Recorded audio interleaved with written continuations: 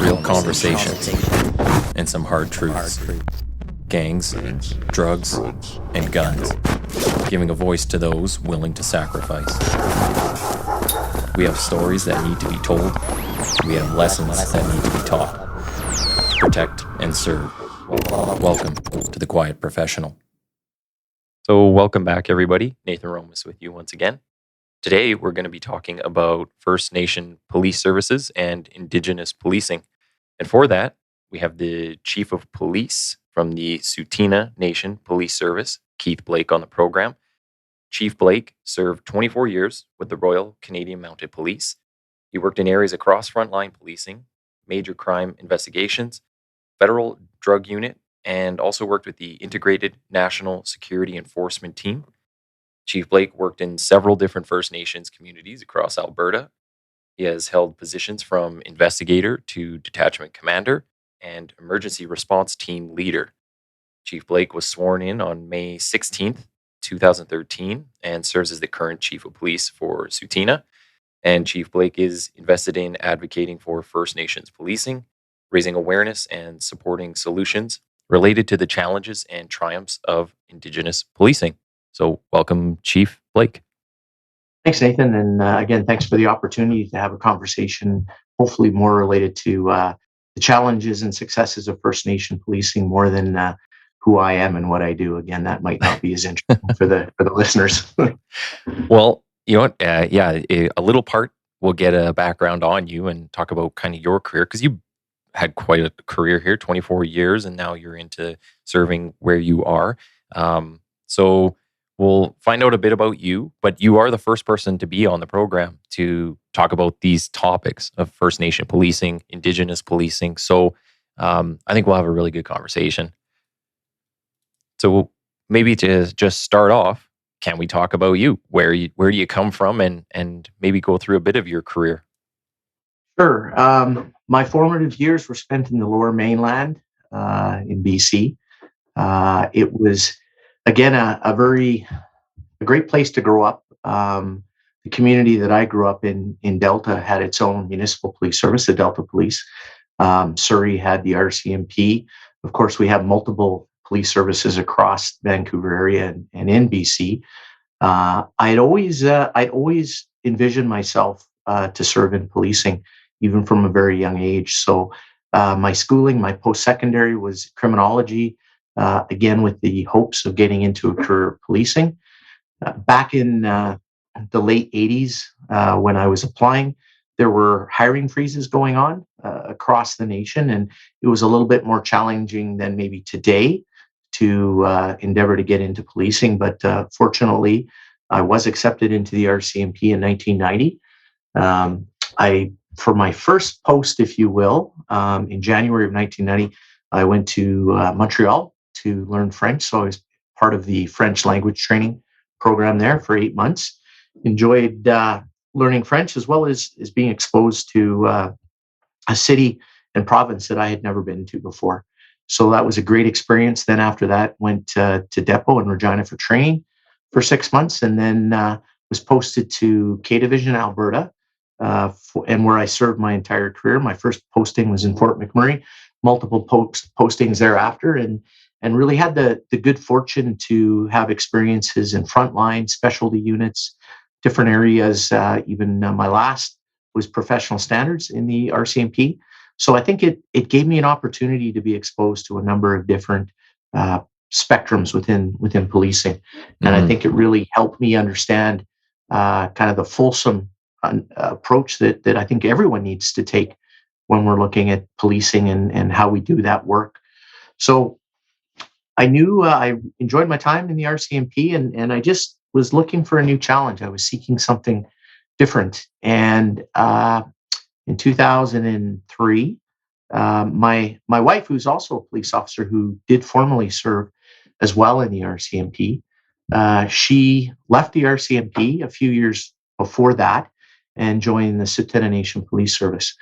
She's from Six Nations in Ontario, and wanted to get back to the roots of community-based Indigenous policing, and started here.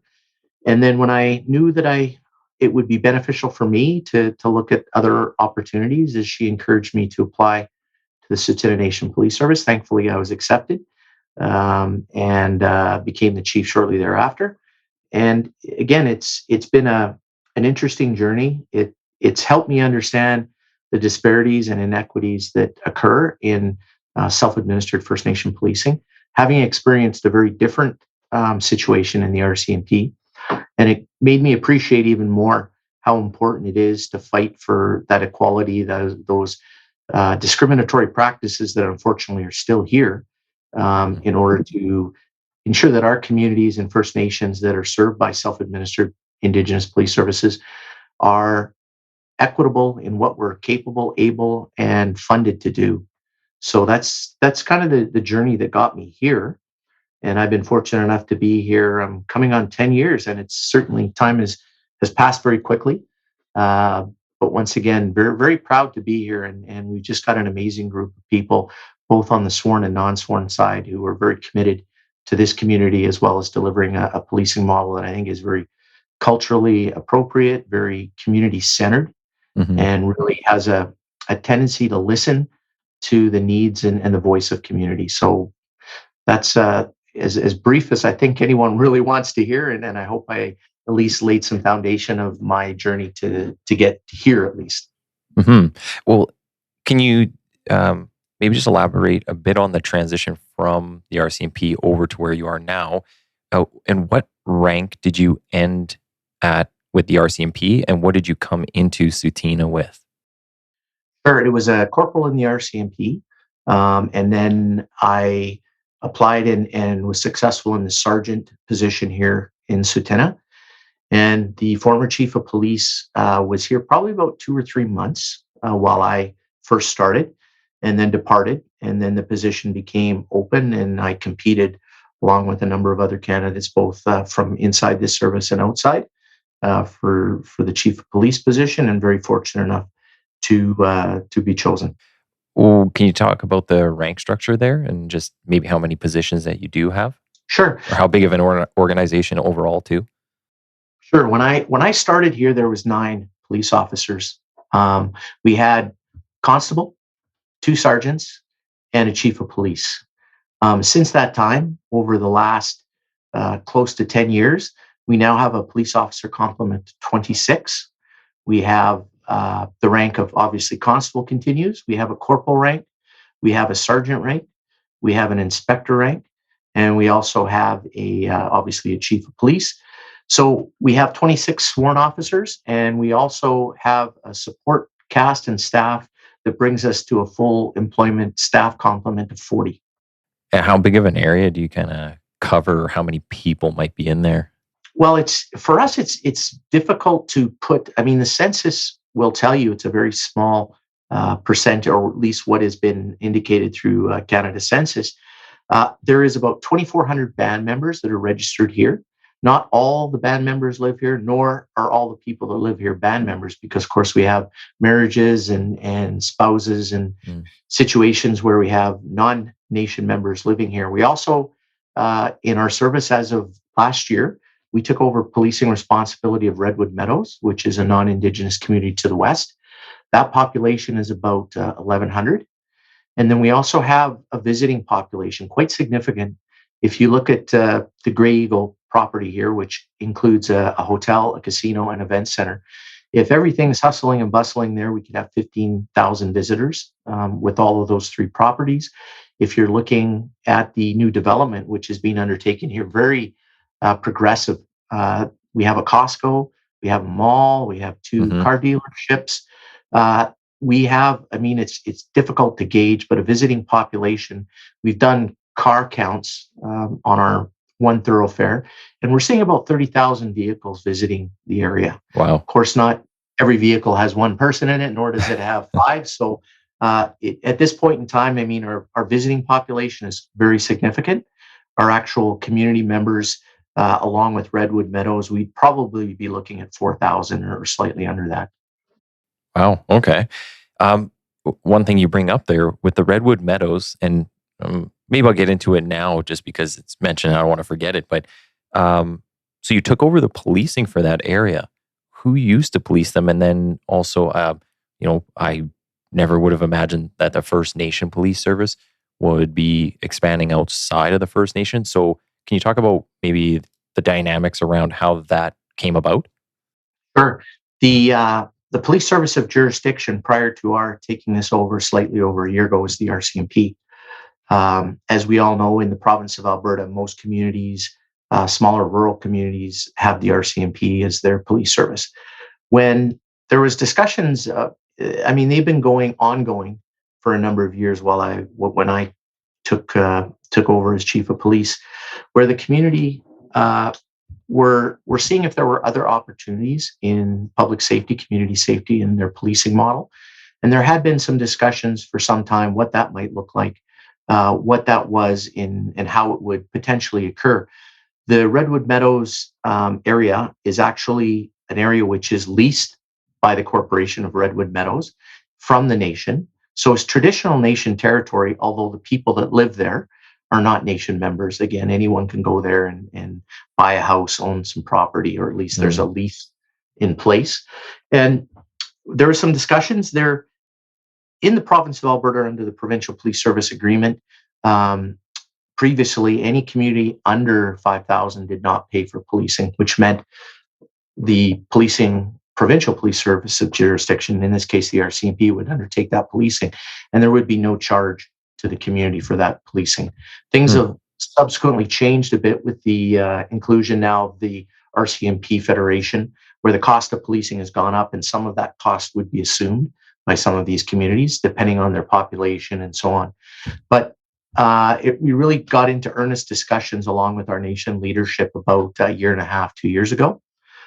They wanted us to take over that responsibility. We have Western lands which are just adjacent to Redwood Meadows, and our officers are out that way quite frequently. They always have been as a patrol area, and we'd always look at doing some patrols in an area if there were some concerns about prowlers or just other things that maybe was more challenging for the Cochrane detachment to deal with because of the distance. We do that.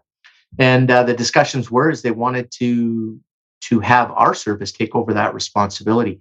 So we had discussions with the RCMP how that could take place. They're very supportive of it. And just over a year ago, we took over that responsibility. We aren't receiving any additional funding, either from the province or anywhere else. We just thought it was important, and it actually was if you want to talk about boosting morale within a service, that we were chosen to do the work. We were chosen because I think they appreciated our community-centered policing model. And so with that policing responsibility came a lot of pride.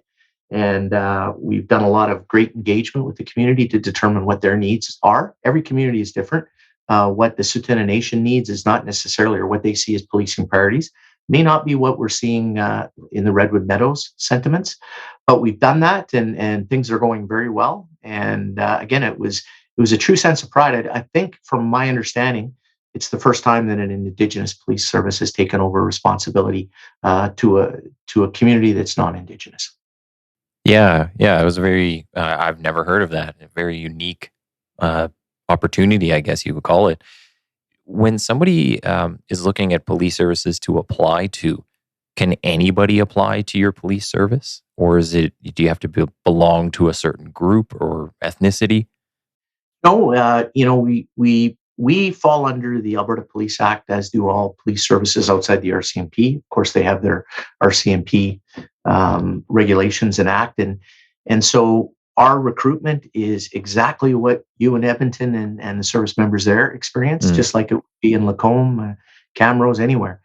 So the standards that we must adhere to for the application process and the successful steps that need to be undertaken in order to have that person enter into a training environment is the same. What we look for is when we're doing our interviewing process, we really try and encourage and give those who are interested to police here an understanding of how we do our policing work and the model that we undertake, because it isn't the same. I think every community has to be looked at as unique, and the way we engage our community is very different than anywhere else, even in other First Nations. So we want to make sure that the investment is there, that they're understanding both the things that are incredibly great about working in First Nations, also those challenges that I'm sure we'll speak to later, the inequities that are there, the pay disparities, the pension disparities, the benefit disparities, the restrictions that you have that others don't. But there are a lot of people who have that true interest in a community-centered policing model, and also being involved in the community where you just don't work here, you're actually attending celebrations and mornings and all the things that really ingrain a service and its staff into the community. So again, there is no requirements other than what you would see in Edmonton, Calgary, anywhere else. Those minimum requirements that are needed to continue in the application process. But there is no requirement that someone must be Indigenous. There's no, we think in our service that diversity is the key.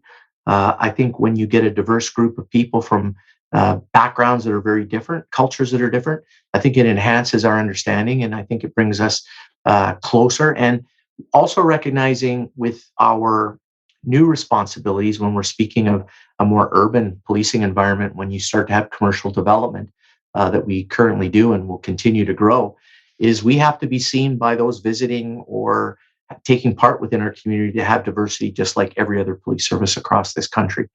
So again, it isn't, there's no really specific thing we look for.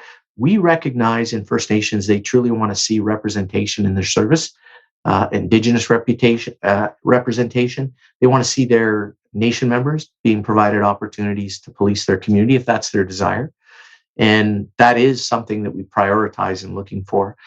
We can, looking at just a breakdown of complement, we have just over 60% of our service members self-identify as Indigenous. About 70% of our staff completely self-identify as Indigenous. We've got a 30% female officer complement, and I think it's about a 55% female total complement. Again, the mixture between that sworn and non-sworn. Well, and maybe you kind of touched on it already, but what would be the difference between your service and, say, an RCMP detachment in a smaller area? Because I'm thinking there might be a lot of similarities. I can see the differences between, if you come to the bigger centers like Edmonton or Calgary, where maybe the patrol guys don't have as much time to be in the community. You're called to call. There's, you come in, there's 40 calls waiting, and when you leave, there's 40 calls still, and you took 20 yourself. But when you're in those smaller RCMP detachments, it seems like they're very community centered. So is that kind of the approach that you're talking about? Yeah, I think, I have been fortunate to be in First Nation communities across the province, working in the RCMP, and obviously working now with Tsuut'ina Police. But I think what you see that makes a little bit of a difference between the two models is in the RCMP, you have a staffing model where people transfer in and transfer out quite frequently. So the recognition, understanding, and relationships that are built can immediately leave when that officer or a group of officers leave. So it makes it more challenging, I think, even from the officer perspective, because once you know your community, not only are you gaining trust and confidence with the community, but you're also understanding specific families, challenges with those families, some ways in which, again, to deal with them in a relationship manner that you have a true understanding of their background. In the RCMP, their staffing model requires them to staff a lot of remote areas, a lot of areas that are challenging to staff. So they do have a rotating amount of officers. So here, unless our officers choose to leave, could be a very much hire to retire, where they know their community, the community knows us. And, I think we are very fortunate here when we speak of our complement of police officers, 26, that's a very good ratio cop to pop. Again, determining what our actual population is challenging, but also recognizing that this nation has recognized the importance of community safety. So in the tripartite First Nation Indigenous Inuit policing program, it's funded in such a way that it's per officer. So we get funding per officer. We don't get a budget and then we determine how many officers. They tell us we're going to fund you 10 officers. And then that complement, we hire support staff to take into account what that per officer funding is. So the province and the federal governments combined support 10 officers here. So 52% of that officer is paid by the feds, 48 by the province, and our additional complement of 16 is fully and completely funded by the nation. Oh, okay. I see. Well, and I heard, I've mentioned on the podcast before, but I heard a stat somewhere where it was like if for every constable on the street, it's like 6 or 7 support staff behind the scenes. So you need more support staff for the numbers that you're saying. Yeah, and really our growth is both required for our frontline response, but it's also required in the support that those people who come in that aren't sworn do, and the tremendous work that they do. So when you look at, again, the complement of officers, we are very fortunate, and we do have a tremendous amount of support from the community. And it allows us an opportunity to do more things, whether that's community engagement, programming, prevention. In the First Nation policing program, it's actually prohibited within our funding model that we form or are able to form specialized units. So obviously in Edmonton, Calgary, and others, you have forensics, you have police dog services, you have traffic, you have just about everything in order to support frontline to do the work that they do and focus specifically in the areas that they need to. We can't have that according to our terms and conditions of the agreement. So that immediately puts a barrier for some people who want a career in policing. We're fighting to change that legislation. But going into a career of policing, we know everyone wants to experience different professional development. That may be going to a specialized unit, a major crime section, whatever you might see as a career opportunity and a path. But when you're being told all you can do is frontline policing, that's going to really put a barrier for some people to join that otherwise might say, gee, I think I like this, the model of policing. I just don't like the fact that I'm not going to get that opportunity that I could get with Calgary, Edmonton, and any other police service outside of First Nation policing. Yeah. Well, and so that's something that just comes from the previous, previous legislation. Yeah. And what's the barrier to changing that? Like, why would any politician or whoever's making the decision say no if you can just say, hey, like, we'll have our own forensics tactical team or whatever. I don't have to keep calling these people. What are the reasons that they would say no? That's a great question, and the question I've asked many times, and I wish I had an answer that I could tell you is reasonable and something that makes sense to me. The First Nation and Inuit policing program was established in 1992. It was revamped in 1993, and really very little has changed in over those 30 years. The program itself is not funded as other policing programs are. We're not deemed an essential service. We are under the federal grants and contributions program, which means we're not funded long-term, very short-term. As we stand today, I have no idea what my budget will be next year. I have not been told.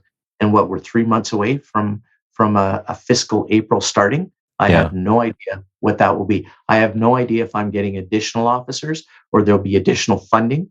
It makes it really challenging. It's very much a year-to-year funding model, and it doesn't allow us to strategize. It doesn't allow us to prepare. It doesn't allow us to plan. Yeah. But that program itself is so antiquated, it puts in other restrictions. There was a terms and conditions document that supports the program document.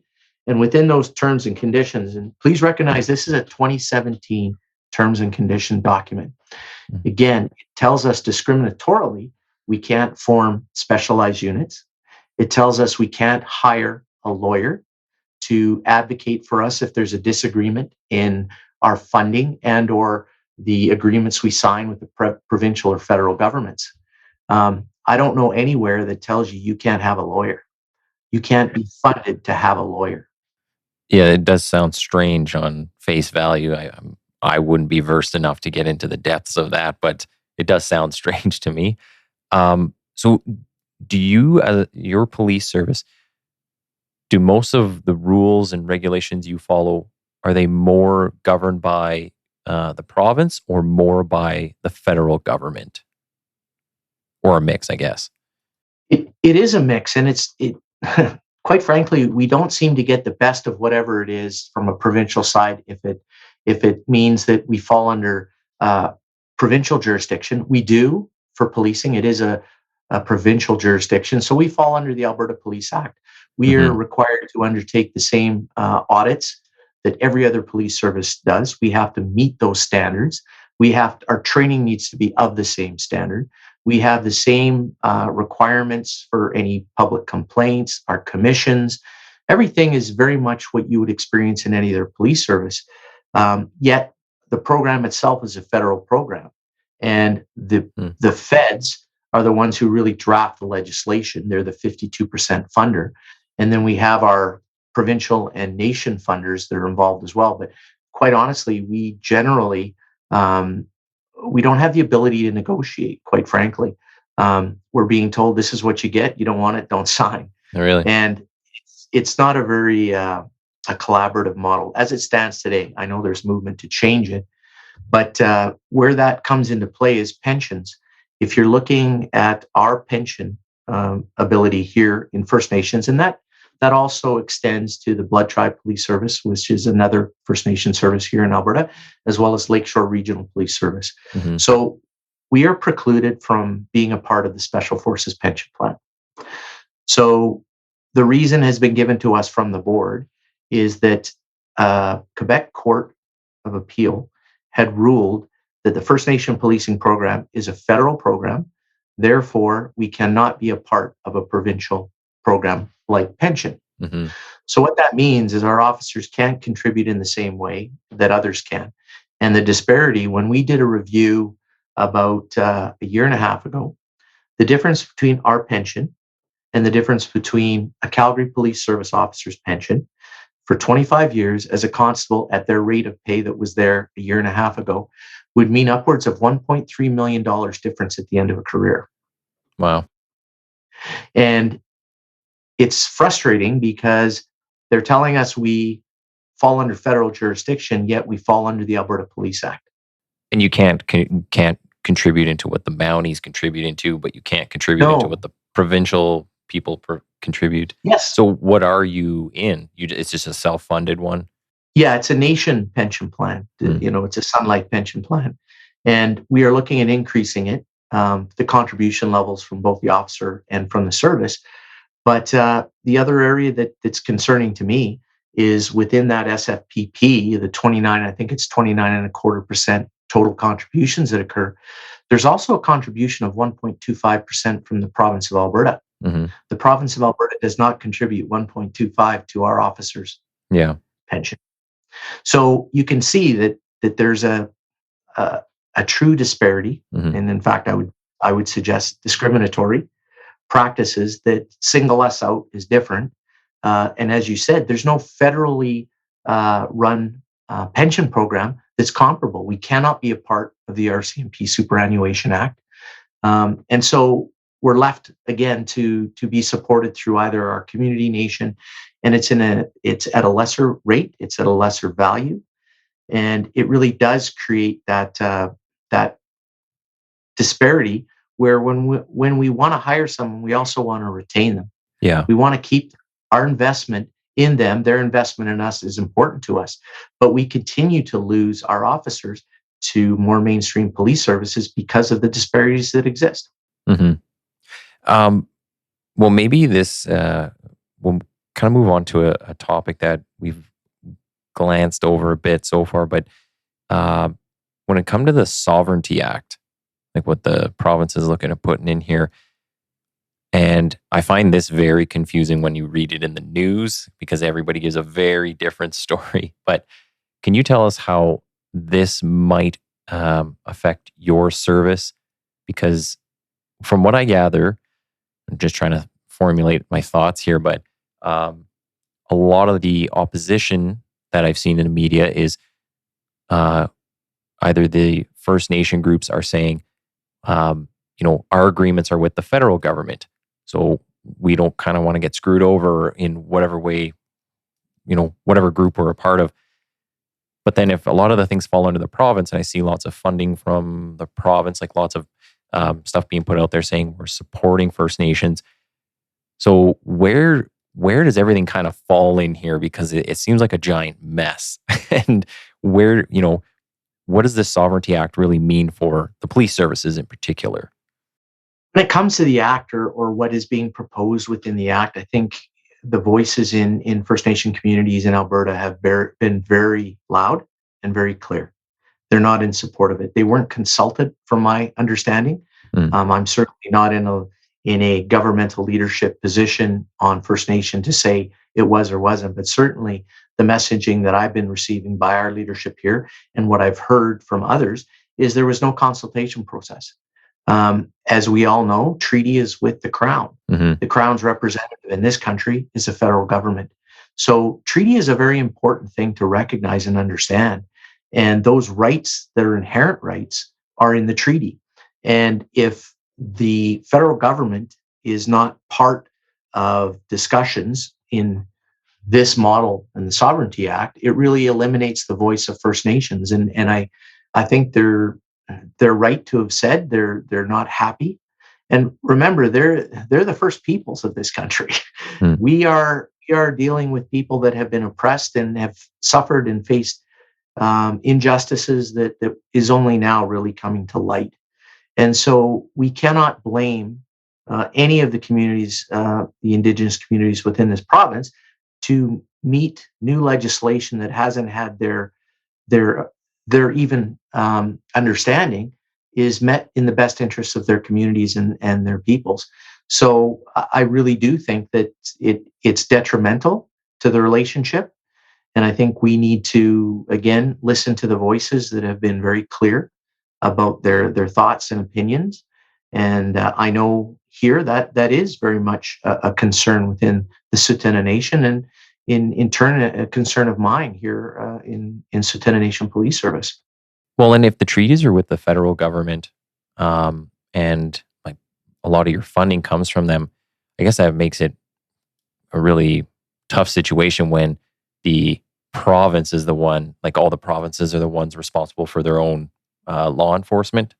So, do you foresee it in the future? Do you think there's going to be more of a First Nation presence when it comes to policing in their own areas, or would that be something that maybe if a provincial police comes in, is there going to be some takeover of that?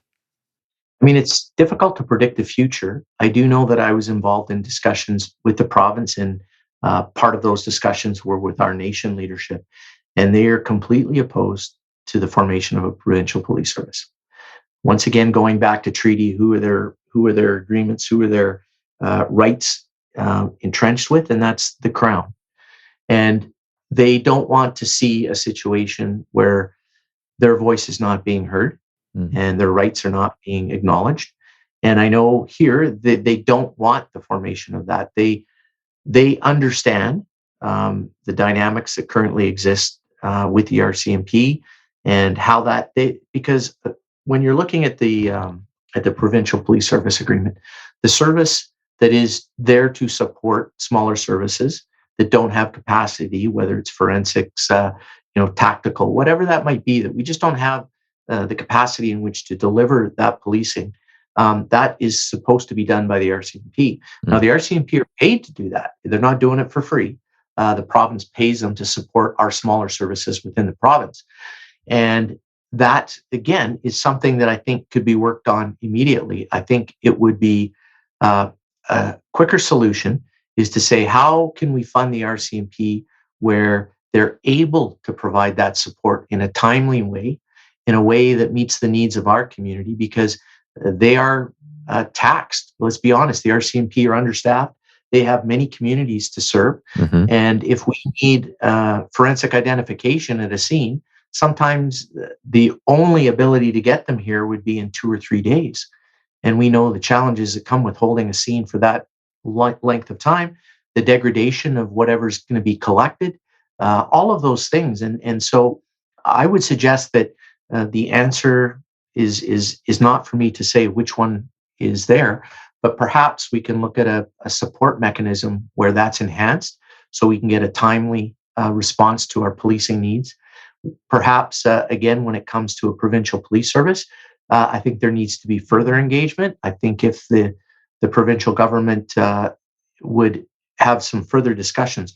What does that mean? Certainly, the nation doesn't want to see their police service go away and a provincial police service take its place. They Hmm. they pay for that policing, and they pay a great deal amount. If you were to look at the funding that our police services receive each year from our nation, it's over $3 million. Hmm. That's that's three times the amount that the province and the federal governments support us with. So they have a vested interest, they have a say, and they've actually, taken a stand to say it's important to such a degree that we're going to pay for it. And I think if you're looking at a provincial police service, I just hope that, again, there's further consultation. There's an understanding of why Indigenous communities may not be in favor of it. And I think resoundingly in most cases, and I've been a part of engagement discussions, and I've also been part of different treaties across the province where they've had discussions on policing. And I think there's some trepidation there. Hmm. And I think, again, there needs to be a clear understanding of how that would unfold, what that would mean, and how that, again, could further support, perhaps is a better term, those smaller services and certainly Indigenous police service. Well, I wonder too, like if things start moving to the province having this, more of a say, um, maybe these groups are worried about the erosion of the treaty rights, because it's moving away from the person that you had the agreement with. However, I will also think too that maybe when things move more locally, like maybe it would be better to work with the province than trying to deal with Ottawa, because we all know Ottawa doesn't always have the best interests of everybody in mind. So would it not be maybe more fruitful to work with the province than Ottawa? Uh, it's a double-edged sword, Yeah. to put it mildly. I do think that, again, both of our funding partners, our policing partners, that being the federal government and the provincial government, do have, again, the best of intentions. But I think when we continue to speak of the same issues that have been here for um, 30, 40, 50 years, and very little has changed, I think it's important to recognize that empathy and words are one thing, action Hmm. is very different. And we want to change that empathy and understanding into action. So there's actual changes. And I think if you look at the more recent court cases, they've indicated that. And these are courts of high levels. We're talking about appeals courts. The Canadian Human Rights Tribunal in February of 2022 ruled that the federal and provincial government are discriminatory in their funding of First Nation police services. Mm. That's a fairly terse term. You said both the feds and the province.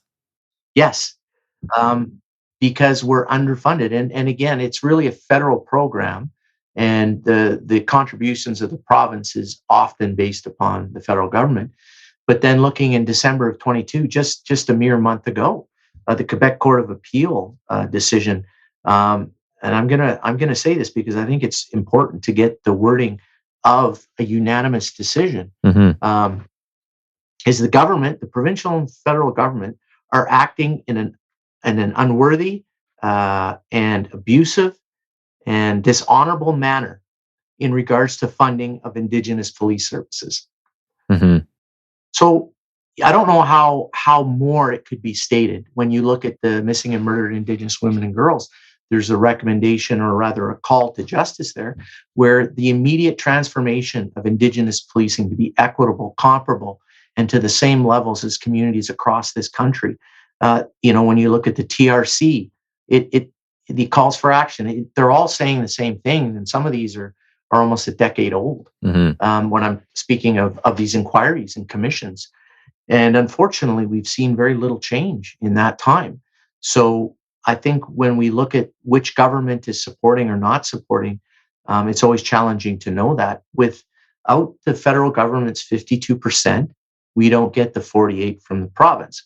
Without the 48 from the province, we don't get the 52 from the feds. Hmm. So in my experience, we often in the past have been given explanations. It's not us, it's the other. And it's very, because we're not at the table, we're not even invited to the negotiation discussions on how that would be distributed. I can't say who it is that is supporting and who is not. I can certainly say now that we're getting a lot of support from Public Safety Canada in order to move First Nation policing into an essential service. The legislation will not be restrictive or discriminatory. The funding is hoped to be equitable to other police services and communities. It will be flexible. If I'm looking at my agreements, I'm being told what I can't do more than what I can do in spending that money. And so we want it, again, long term, where I don't have to, 2 months down the road in my next year, I don't even know what I'm getting or what I'm not getting, which is just as important. I don't know how I'm going to manage the existing resources we have. And it's unbelievably challenging, especially coming from a different policing model, a different environment where these challenges don't exist. And even when you're looking at First Nation policing in the province of Alberta, the RCMP receive a per officer funding at a greater level than we do. And that's for an enhanced position. So that's called a community tripartite agreement. We fall under a tripartite agreement. So the province and the federal governments fund what they call as enhanced positions to First Nation communities to do work like collaboration, outreach, prevention, so that we'll call them enhanced. And we're not funded at that same level for core policing. So again, if you were to ask me which funding partner or which government is better to work with, I think it really depends on the year. I think it depends on the situation, and but we're beholden to both. Let me put it that way. And so it does make it a very difficult journey to try and see the gains that are long overdue. So how can you not be classified as an essential service? I find that interesting. So, like, are you allowed to strike? There's nothing within any of the legislation that does say we can or can't. And as far as the term essential services, our community has always, in our communities, there's 36 self-administered police services, Indigenous police services across this country. And we have approximately 630, just over 630 First Nation communities across the country. So you can see we're actually part of policing in a very small portion. But when we're looking at essential services, each one of those communities have always recognized us as being essential. It just means that the legislation doesn't term it in that ways. So we have imposed restrictions that others wouldn't. And it allows, again, a different funding model that doesn't equate to what others are getting. It's anywhere between 25 and 30% less funding we receive comparatively to what we'll call mainstream policing across this country. Okay. I think it's a good discussion on the funding. And maybe we'll move on to a bit on the Police Act reform. So obviously this has some bearing on what you guys are doing down there. Does anything coming out of that in particular that stands out for you and your police service? I think everybody recognized that it was long overdue for reform within the Police Act. I know there was some consultation that occurred provincially. There's discussions in our communities about that. I think there's some very important amendments and movement that's occurred. There's a couple of areas of concern that we've identified. Once again, we don't yet have that investigative body for that will be formed, much like ACERT for the serious and sensitive. This will involve public complaints against police officers or police services. That independence and objectivity is, I think, a good thing. I think the challenges that come with that is our citizens here haven't developed an understanding of trust yet with that group. I don't know what sort of cultural training they may have, because how we approach people in trying to work to understand the problem is not like it is in other jurisdictions. So it's about the cultural competency of the people doing that work that's important. It's about the confidence and trust that our community have in those that are doing that.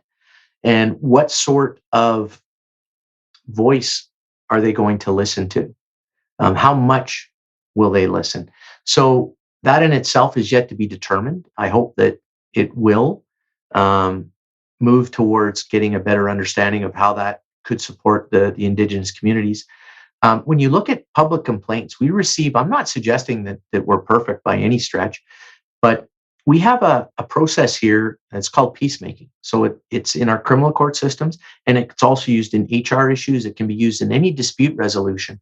And it involves mediators, nation members, elders that are trained in order to come to when you say successful conclusion, or at least some sort of understanding of restorative justice, whatever that might mean, it requires both parties or groups to be involved and agree to be involved. It's a holistic approach, and I think we use that quite frequently here.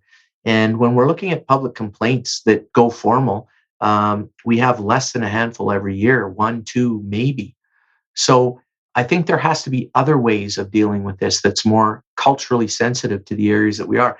And I'm not even saying that it needs to be Indigenous sensitive. It could be to the community. Every community is different. The sentiments and what they believe should occur should be taken into account. Not always so easy. I get that. But it is something that I'm interested to see how that will evolve. The other area that was really news to me that I hadn't heard in any of the discussions is the provincial appointment of commission members. Yes. We have, our commission consists of 4 community members that again go through nations leadership, and it's an appointment just like it is in any other commission. We have 2 council representatives, minor chiefs, if you will, that also sit on the commission. And I think there should it get to the point where the province is indicating we are going to appoint a provincial representative on your commission, I think that might be something that is not supported here. Again, does that individual know anything about the community? The commission guide us. They provide that support to us to understand what we should be doing and how we should be doing it. And they're a very strong oversight that have a community lens. So introducing someone else who may not have it, has no understanding, that could prove problematic. So those are the 2 areas that we've identified as potential concerns, without seeing exactly how that will unroll, and whether or not those provincial appointments occur on First Nations is yet to be seen. Well, and there's quite a few changes coming. One of the things I brought up with when we had our chief on the program here was just about the community safety plans and just implementing those. So is there any unique, say, issues that a First Nation such as your own might have that you have to deal with when you're considering the plans, I guess? Well, we have, when I was speaking earlier about the uniqueness of communities, it doesn't speak specifically to Indigenous communities, but in speaking to our case in particular, we live next door. And when I say next door, we are kissing cousin neighbors. You cross the street, you're now in Calgary, you cross the street the other way, and you're on Tsuut'ina. So we have 1.4 million people living next door to us, which is very different than many communities in northern and more remote locations. So we have that criminal creep that comes from Calgary, and many times people don't even know that they're on Tsuut'ina Nation. And so our safety plan would be very different. It has an urban flavor to it, if you will, because we do see a more urban crime model that can come into our community. It provides access to criminals who are looking to take advantage, whether that's through the citizens here or the businesses that are here. It's really an interesting concept, because with this growth in commercial development come many opportunities, but it also comes with significant challenges. And recognizing 3 years ago, our officers didn't go to shoplifting calls. That was something in when I was doing policing in Red Deer and larger centers, Fort McMurray. We can honestly say we'd go to at least one a day. So what you were doing and how you did it was second nature. When we're looking at hold-up alarms, those things that other policing services that do this every day, they understand how to approach that. Ours is new. We're having to have, many of our officers have not done larger center policing. So our safety plans are ongoing. They're being developed each and every day as we see new commercial development arise. And it's a work in progress, but really ultimately it underlines the community safety and the importance of ensuring that doesn't deteriorate as these developments increase. Well, no, that sounds good. I know you guys are right there on the corner of Calgary, and do you do you find you have a lot of overlap with the Calgary police, or is most of your services, like any of the extra units that you call in, is that always RCMP that has to come in? No, we do rely heavily on the Calgary Police Service when it comes to those situations that are more um, longer in duration and Mm, require a longer investment from whomever it is, whether it's CPS or RCMP. Again, we look to the RCMP; they're the ones who are paid to do that work, and they're a very strong and good partner with us. If they do not have the capacity, ability, or it's just not possible, then we would look to Calgary. But I also want to recognize the fact that we do support Calgary in the same way. If mhm. they have a situation in one of their neighboring districts here, our officers will go in there, be part of containment. We've helped them in sudden deaths where, again, we had specific equipment, ATVs that could support Yeah. recovery that couldn't be done otherwise.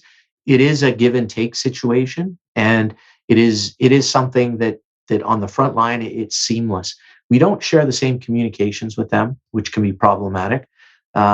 But we don't share the same record management system, which can be problematic. Yeah. But we have workarounds to that, and it really is a good relationship. And I think like everywhere across this province and across the country, um, we are providing each other tremendous support, and it's done most often without any cost associated. They recognize, as do we, that we're in this together, and Mhm. community public safety is something we all are invested in.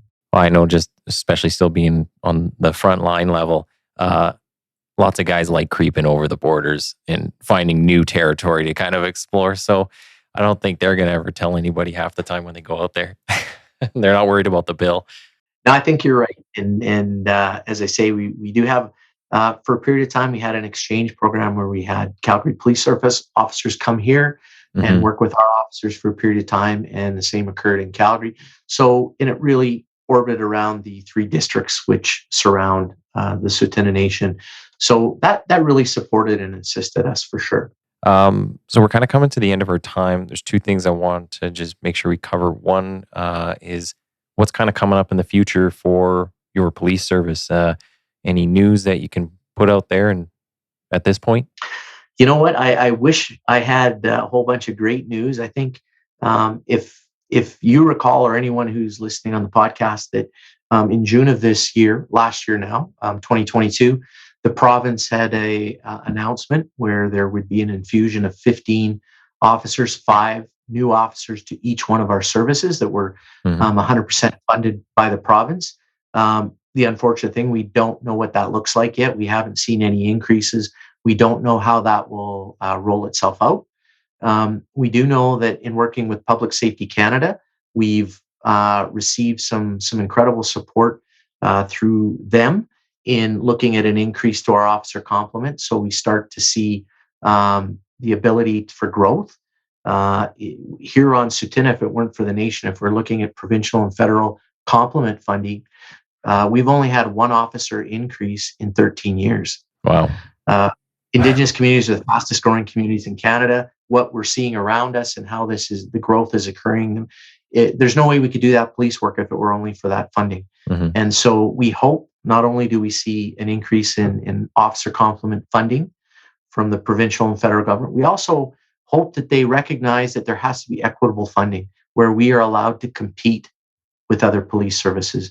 We know policing is a competitive market right now. We know that many police services are actively recruiting experienced officers from everywhere else. We are easy pickings, I hate to say it. We have tremendous officers with skills that are transferable, that are committed to community policing. And so we're attractive. And unfortunately, over the last 2 years, we've lost 6 members to the Calgary Police Service. So all the investment we made leaves, Hmm. and we have staffing gaps. And again, if you were to look, if we do the numbers for, say, our frontline watches that we have, the teams, that's 1/3 of our operational front line in 2 years. Yeah. And I challenge any police service in this country, Edmonton, Calgary, anyone else, what would happen if you lost 1/3 of your frontline operations in that span of time? How do you manage recruitment? How do you manage making those gaps so our officers don't have additional work, that are in a safe environment with a right amount of people, and our community, most importantly, receives the protection that they pay very well for? It's a huge challenge. And so my hope is that we are allowed to compete. Right now, we're not even on the same playing field. And I do not begrudge the officers for taking care of their futures. But when you're not even given the same equipment as the other services, you're not given the same opportunity and abilities, it makes it really difficult. So my hope is as we move forward, that we look at legislative change that changes that program to an essential service, where it's equitable funding, where we're allowed to be able to pay our officers commensurately as other services do. Our benefit packages are similar. Our pension plans are same, or at least comparable, but they're not currently. And once we do have that, I'm assured that we will see First Nation flourish, where we will keep people for longer periods of time, where we will see, experience stay instead of experience go. So it isn't doom and gloom. I'm not here to say that this is horrible. Despite all of those things, I think we are doing across this country a phenomenal job. And you spoke to it earlier, Nathan, when we were talking about the expansion of First Nation policing. I think if you look at Tsuut'ina, they're forming their own self-administered First Nation police service. James Smith Cree, again, have been given support through the federal and provincial governments that they will be forming that.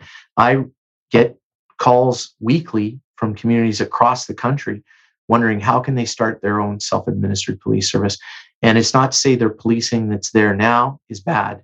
They just want to have the ability to understand and have a voice in that policing, maybe more than it is currently. They want to see a reflection in their police service. They want to see the values of their community within that police service. And I can see in the future that we will see many, many more self-administered established. I just hope that we stabilize the existing ones now. Let's not bring on more to face the same problems. Let's stabilize this. Let's get us on equal footing. Let's give us an opportunity to compete.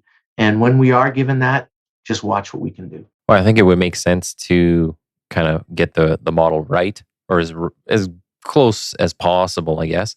And then maybe expand out, rather than just everybody's expanding and then we got a whole bunch of things you want to deal with. So, but I think it's a good segue into how can people follow your work and your police services work. So where can they find you all? You can find us in multiple media platforms. LinkedIn, you can see us in Facebook, you can see us on Twitter. It really is where we have our own website. I really think that if anyone has a true interest in understanding more, we're always welcoming people to come visit our service, to come see our community, and we encourage people to see what we're doing, see that despite all that we talked about, there's some amazing work being done. And so I encourage anybody with questions to ask them. Again, you can call our service. I'll speak to whomever it is and offer what I can. So I put that out there or any social media platform that we exist on. Much appreciated. When I do post the episode, I always put all the links in, so I'll just kind of scrape as many as I can off of all the various platforms and put them on there. So I want to say thanks for coming on. If you can hang on the line just for a minute, I'll say bye offline. We'll stop the recording, but thank you very much for coming on. No, thanks, Nathan. And again, I just want to extend my appreciation for this opportunity. And I really do also want to extend my appreciation to the Edmonton Police Service. They're an amazing policing partner for us. I know we've got some connections. And again, it's always encouraging to see how we can work so well together. So thank you. Great.